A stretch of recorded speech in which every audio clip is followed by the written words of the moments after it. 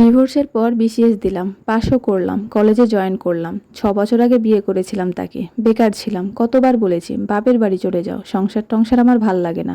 আসলে তখন বিয়ের পর ঘরে বাইরের মানুষজন নানান কথা শোনাতো, যত রাগ যত ক্ষোভ বউয়ের ওপর ঝাড়তাম। বউ আমার কখনো টু শব্দ করেনি। বাড়ির বউ তখনই সবার কাছে প্রিয় হয় যখন চোখ থাকতে অন্ধ আর মুখ থাকতে বোবা হয়।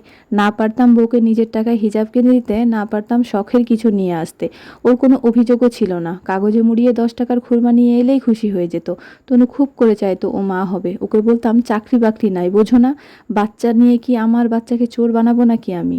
ও চুপ করে শুনতো। একবার ওকে বাপের বাসায় রেখে আসলাম, যাবেই না, বাইকের পেছনে চুপচাপ বসে আছে। সেই দিন মন ভালো থাকলে একটার পর একটা কথা বলেই যেত। বউ আমার রাগ করেছে, ওর রাগ অভিমানে তো আমার আর কিছু যায় আসে না। আমার নানি ওকে খুব ভালোবাসতো। সন্ধ্যায় নানি এসে বলল, তনু মনটা খারাপ করে গেল, তুই এখন ওর ওখানে যা, তাছাড়া কান্নাকাটি করবি নি। আমি হেসে বললাম, ও যে পরিমাণ ছ্যাঁচড়া, আমি এখন গেলে আসার জন্য গাড়ির পেছনে উঠে পড়বে। বাপের বাড়িতেই থাকুক, পড়াশোনা করুক, ওই এখানে থাকলে তো ঠিকমতো পড়াশোনা করে না। তনি তখন ভার্সিটিতে প্রথম বর্ষে। সেদিন রাতে বারবার ফোন করছিল, বিরক্ত হয়ে নাম্বার ব্লক করে ঘুমালাম। সত্যিই তনু ছ্যাঁচড়া, কোনো রকম রাতটা একা কাটিয়েছে। পরদিন রাত পোহানোর পরই দেখি ও আমার বাড়িতে এসে হাজির। সেদিন সারাদিন ওর সাথে কথা বলিনি, রাতেও কথা বললাম না, শুয়ে আছি। ও আমার মাথায় হাত বুলিয়ে দিচ্ছে। বুঝতে পারলাম ওর দু চোখই ভেজা। এক ফোঁটা পানি আমার গালে এসে পড়ল। কিছুই বললাম না, ও আমার বুকে মাথা রাখবে, আর অমনি আমি অন্যদিকে মাথা ঘোরালাম। তনু আমার বুকের মাঝে জায়গা না পেয়ে পায়ের কাছে গিয়ে বসলো। আমার পা দুটো ওর কোলের কাছে নিয়ে গিয়ে বলল, কি অন্যায় করেছি আসিফ, কি অপরাধ, কি ভুল আমার? যদি খুঁজেও পাও আমাকে ক্ষমা করো প্লিজ। আসলে ও নিজেও জানে না ও কি ভুল করেছে, আর আমিও জানি না ওর কি অন্যায়। তারপর ভালোই কাটছিল, কিন্তু দিনের পর দিন হতাশা বাড়ে। বেকার বলে শ্বশুর বাড়িতেও পাত্তা পায়নি। তনু ওর বাবার বাড়ি থেকে অনেক কথা শুনেছে, জামাই বেকার হলে বাবা মার কাছেও মেয়ের গুরুত্ব থাকে না, এটাই স্বাভাবিক। ওকে আবারও বাবার বাড়ি পাঠিয়ে বললাম, তনু এভাবে আর হয় না, তোমারও সময় আছে, নিজের জীবন গুছিয়ে নাও, ডিভোর্স হোক প্লিজ। তনু বলেছিল, অনেক আগলে রাখতে চেয়েছিলাম আসিফ, তোমার মতো করে কে ভালোবাসবে, কি নিয়ে ভালো থাকবো আমি? আমাকে ছেড়ে তুমিও কি ভালো থাকবে? কথা ঘুরিয়ে আমি বললাম, তুমি খাইছো? কিছু না বলে তনু ফোনটা কেটে দিল। হয়তো ছেড়ে দেবে বলে। শুনতে শুনতে বউ আমার ক্লান্ত।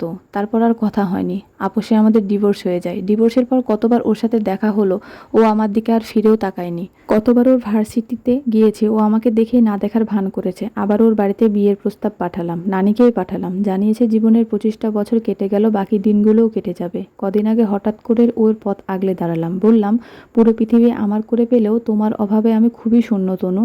আমার না হয় কোনো গুণ নেই, তোমার তো অনেক গুণ, সেই গুণেই আমাকে ক্ষমা করে দাও, ফিরিয়ে দাও না প্লিজ।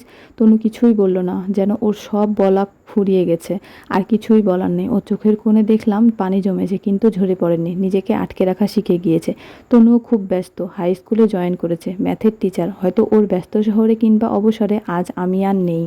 তোলা বাড়ি আছে, 2টা গাড়ি আছে, মাস শেষে টাকাও আছে, শুধু আমার তনু নেই। পরিবার থেকে অনেকবার বিয়ের কথা বলেছে, কয়েকটা মেয়েও দেখেছি। বাবা সেদিন রাগ করে বলেই ফেললো, মেয়ে ব্যাংকার, ভালো ফ্যামিলি, বিয়েতে তোমার আপত্তি কেন? চুপ করে থাকলাম। একটু পর আবার বলল, তনুকে ছাড়তে তো আর আমরা তোমাকে বলিনি, তুমিই ছাড়ছো। কথা শুনেই বললাম, ছেড়ে দেওয়ার কথা তোমার কেউই বলেনি বাবা, কিন্তু বাধাও দেয়নি। বাবা আর কিছু বলেনি। মেয়ে সুন্দরী, ভালো ফ্যামিলি, ব্যাংকার, যার সবই ঠিক আছে, কিন্তু কারোর চোখে আমার তনুকে খুঁজে পায়নি। আসলে সবাই সবার জন্য না, তারাও যোগ্য, কিন্তু সবার প্রতি সবার ফিলিংস আসে না। টাইম পাস অনেক নারীর সাথেই করা যায়, কিন্তু ঘরের বউ ওই একজনই হয়। প্রথম বউকে যে যতই বলুক তোমার চেয়ে ভালো নিয়ে আসবো, আসলে তা আর হয় না। দিন যায়, দিন খারাপও আসে। আজ মা বাবা, ভাই ভাবি, বন্ধু বান্ধব যে যার সংসার নিয়েই ভালো আছে। ভাঙা গড়ার এ খেলায় টুক করেই ভেঙে ফেলা যায়। গড়ে দিতে যত বাহানা, ভুল তো আমারই। প্রকৃতি ছাড় দেয় না, সুখের আশায় সুখ পাখি ছেড়ে দিয়ে সুখ খোঁজ করা ভীষণ অন্যায়। পাঠিয়েছেন নামের চোখ এক ভাইয়া। কেমন লাগলো অবশ্যই জানাবেন।